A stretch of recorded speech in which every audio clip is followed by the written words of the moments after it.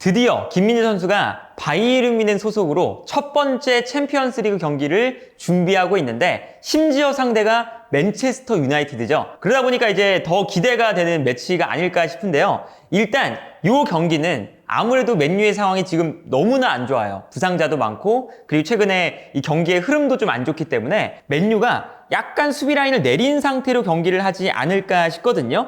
그래서 바이에른 뮌헨이 일단은 매우 수비 라인을 높이고 공격적인 경기를 펼치는데 이때 김민재 선수의 역할은 어쨌든 맨유가 단단한 수비를 만들고 있기 때문에 조금 더 우리가 이 경기에서는 김민재 선수의 패스 능력 혹은 공격 가담 능력을 확인할 수 있는 경기가 될 수도 있다는 생각이 들어요. 특히나 바이에른 뮌헨이 최근의 경기들을 보면 김민재가 있는 이 왼쪽 라인에 조금 더 집중을 해서 빌드업을 전개를 하거든요.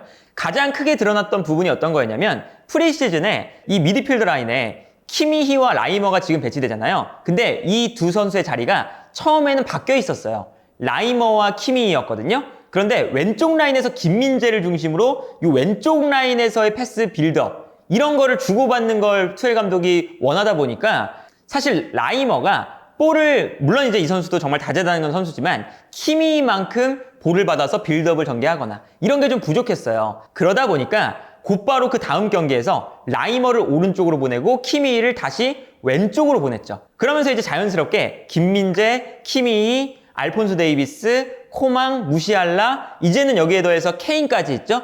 이 선수들이 왼쪽 라인에 좀 모여들거든요. 그러면 자연스럽게 김민재 선수가 이 앞쪽에 있는 선수들에게 패스를 뿌려줄 수 있는 공격의 시작점이 되죠. 그러다 보니까 자연스럽게 김민재 선수가 있는 왼쪽 라인에서 당연하게도 바이에른 뮌헨의 공격이 대부분 전개가 되는데 여기서 맨유의 수비적인 약점도 지금 약간 이 오른쪽 라인에 있거든요. 특히나 바란이 부상 때문에 10월에 복귀가 예정되어 있어서 이번 경기에 나올 수가 없는 상태입니다. 그러면 당연히 이 바란이 없는 자리에 린델로프가 나오거나 맥과이어가 나오거나 이런 수순이 될 텐데 이 오른쪽 중앙 수비수 자리가 당연히 불안해질 수밖에 없겠죠. 최근에 바이에른 뮌헨의 축구를 보면 재밌는 게 상대의 오른쪽 풀백을 끌어내고 김민재의 패스를 통해서 이 뒷공간을 활용을 하는 그런 패턴이 자주 나오고 있습니다. 예를 들면 코망이 왼쪽 측면 공격수로 나왔을 때 물론 이건 그나브리도 마찬가지입니다.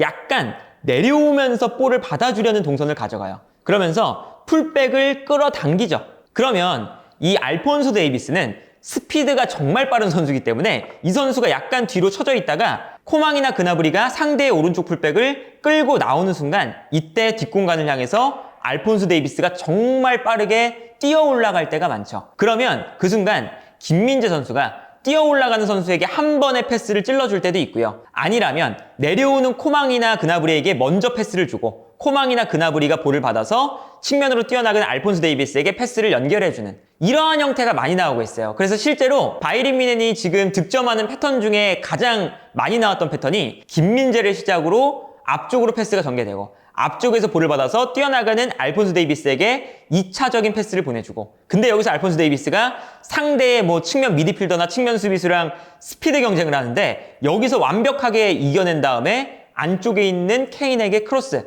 케인이 득점 이 패턴이 많이 나오고 있죠. 그런데 이렇게 바이에른 뮌헨이 이번 시즌에 가장 많이 사용하고 있는 패턴이 바란이 없을 때 코망이나 그나브리가 끌어낸다면 여기서 맥과이어나 린델로프가 이 오른쪽 측면 공간을 커버하기가 아마 힘들 거예요. 그러면 알폰소 데이비스가 빨리 올라와서 이 공간을 공략하는 게 바이에른 뮌헨이 약간 수비적으로 나올 것으로 예상되는 맨유의 수비 라인을 무너뜨릴 수 있는 가장 위협적인 포인트다 라는 생각이 들고요. 여기에 더해서 최근에 어떤 장면도 많이 나오냐면 김민재 선수가 나폴리에서 했던 것처럼 볼을 끌고 올라오는 장면들이 나와요. 근데 이런 장면이 어떻게 나오냐면 앞쪽에 있는 사실 키미히라던가 무시알라라던가 아니면 코망, 그나브리, 케인 그리고 사실 알폰소 데이비스까지 상대적으로 김민재보다 상대팀 입장에서 마크를 붙여야 되는 선수들이거든요. 그러다 보니까 김민재가 볼을 잡았을 때 앞쪽에 있는 선수들이 모두 다 압박을 당하고 있을 때가 많아요. 그러면 그때 바이에른 뮌헨은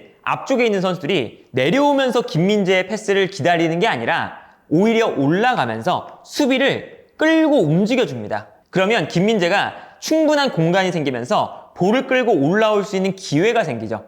그리고 김민재가 이렇게 높게 올라오는 순간 김민재의 패스 능력도 워낙에 좋다 보니까 김민재 선수가 골대랑 가까워지는 거예요. 그럼 여기서 김민재 선수가 뭐 반대편에서 뛰어들어가는 사네라던가 아니면 뭐 케인이라던가 코망이라던가 이런 선수들한테 곧바로 찔러주면서 결정적인 패스가 들어갈 수 있는 가능성이 나옵니다. 그러다 보니까 상대팀 입장에서도 김민재가 이렇게 볼을 끌고 올라오면 한 명의 선수가 뛰어 올라가서 김민재를 방해할 수밖에 없어요. 근데 방해를 받는 순간 당연하게도 바이에른 뮌헨의 선수 한 명은 압박에서 벗어나게 되겠죠. 그리고 이때 김민재 선수가 참 좋은 게 본인에게 압박이 순간적으로 들어오는 순간 욕심내지 않고 여기서 그냥 간결하게 패스를 보내줘요. 그러면 이제 옆쪽에서 받는 선수들이 사실 이제는 알폰소 데이비스, 뭐 코망, 그나브리, 무시알라, 키미히, 케인 이런 선수들이니까 김민재가 수비를 한 명 끌어내면서 공간이 생기는 순간 여기서 상대 수비를 무너뜨릴 수 있는 바이에른 뮌헨의 찬스가 생기게 되는 거죠. 그러다 보니까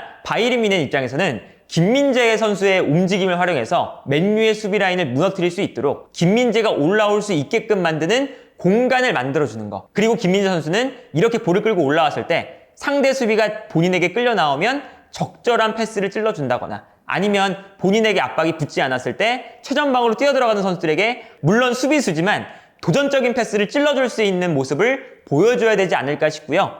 여기에 더해서 당연히 맨유의 역습도 어느 정도는 조심을 해야겠죠. 테나 감독의 성향을 생각하면 래시포드를 활용해서 역습을 진행할 때가 많은데 마침 바이에른 뮌헨의 공격이 왼쪽에서 전개가 되기 때문에 순간적으로 이쪽 공간에 바이에른 뮌헨의 선수들이 몰려 있을 수가 있어요. 그러면 맨유 입장에서는 여기서 볼을 끊어내자마자 반대편으로 뛰어들어가는 래시포드에게 한 번의 패스를 찔러주자.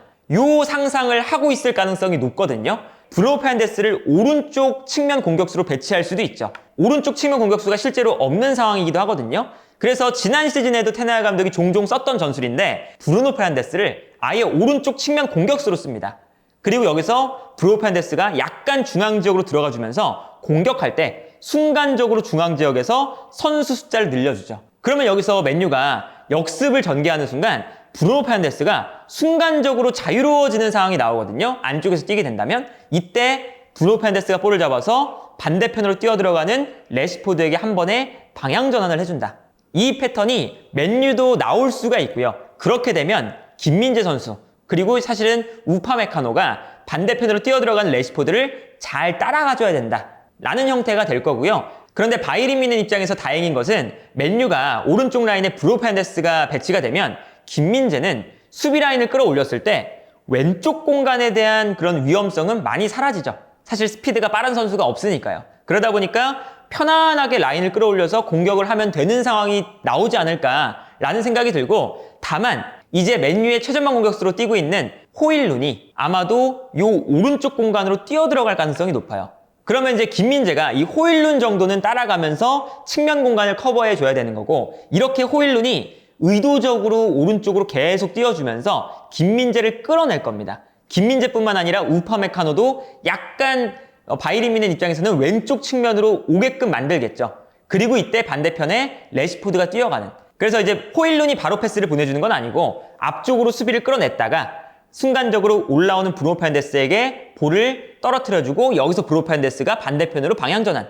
이제 그런 장면들을 아마 만들어낼 가능성이 높은데 이때 중요한 건 김민재 선수가 호일룬과의 1대1 상황에서 얼마나 압도적인 퍼포먼스를 보여줄 수 있느냐 이게 아닐까 싶어요. 물론 이제 지난 시즌 세리아에서 호일룬이 정말 뭐 유망한 선수 장차 뭐 무한히 뭐 하무스 등등등 미래의 창창한 9번 공격수의 라인에 올라갈 수 있는 선수라고 했지만 김민재 앞에서 전반전 45분 동안 너무나 형편없는 모습을 보여주고 바로 교체가 되는 그런 모습을 보여줬었죠. 그래서 사실 호일룬과 김민재의 대결에서 지난 시즌에 김민재가 압도적이었어요. 근데 그 모습을 김민재가 아마 이번 경기도 좀 재현을 해줘야 맨유의 역습을 허용하지 않을 수가 있습니다. 왜냐면 이제 맨유 입장에서는 바이에른 뮌헨이 전방 압박을 강하게 걸고 있기 때문에 후방에서 볼을 빼앗아 낸다고 해도 빌드업을 하면서 천천히 올라오는 게 약간은 힘들거든요. 그러면 앞쪽으로 뛰어들어가는 호일룬에게 한 번의 롱패스를 많이 시도할 수밖에 없어요. 근데 롱패스가 넘어온다는 뜻은 정말 말 그대로 호일룬과 김민재의 1대1 경합 상황을 만들고 여기서 호일룬이 이겨주면서 올라오는 브루노 페르난데스, 뭐 예를 들면 에릭센 이렇게 패스를 뿌려줄 수 있는 선수한테 떨어뜨려줘야 된다는 의미거든요. 근데 여기서 애초에 김민재가 호일룬을 압도를 해버리면 아예 이 전제가 성립되지조차 않죠. 그래서 이제 이번 경기에서 맨유의 그 역습 패턴에서 가장 중요한 건 김민재와 호일룬의 싸움에서 맨유는 김민재를 어떻게 무너뜨릴 수 있느냐, 반면에 바이에른 뮌헨은 김민재가 얼마나 호일룬을 압도해 줄 수 있느냐, 이것이 궁극적으로 레시포드를 활용한 역습 찬스를 만드는데 가장 중요한 포인트가 되지 않을까 싶습니다. 그래서 이제 이번 경기에서 김민재 선수가 일단은 좀 높은 지역에서 뛸 것이 예상되고, 늘 그렇듯 김민재가 올라와서 전방 압박도 하고 공격에도 가담을 하고 뒷공간도 열심히 커버하는 김민재의 강점을 또다시 우리가 볼 수 있는 경기가 되지 않을까 싶고요. 물론 김민재 선수가 A매치도 있었고요. 주말에 있는 또 경기도 나오고 하면서 체력적으로 지쳐있을 수 있는 상태이긴 하지만 김민재의 바이에른 뮌헨에서 챔피언스리그 첫 번째 경기가 매우 기다려지는 포인트들이 많다, 이렇게 정리할 수 있겠습니다.